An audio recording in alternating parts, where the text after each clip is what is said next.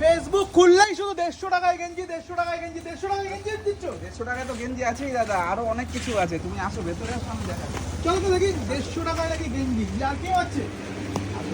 একটা রুমাল হয় না ভালো করে 50 টাকা, তুমি 150 টাকায় গেঞ্জি দিচ্ছ। তার জন্য আমি আছি তো দাদা। পড়তে পারবে তো সেই গেঞ্জি? চিন্তা কিসের দাদা, আমি আছি তো।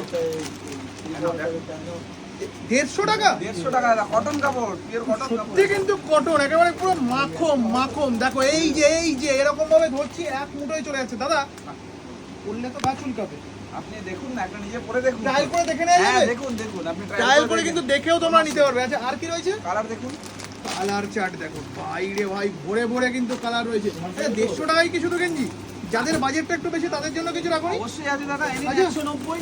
190? ওরে 190 বাবা। গেঞ্জি দেখো দাদা। দাদা এরকম ছড়ানো ছিল না কেন দাদা? দাদা কাস্টমার পর পর আসছে যাচ্ছে আসছে যাচ্ছে। দেখিয়ে দাও, মানে আমাদের ভিডিও হচ্ছে তার পাশেই কিন্তু বেচা কেনা চলছে।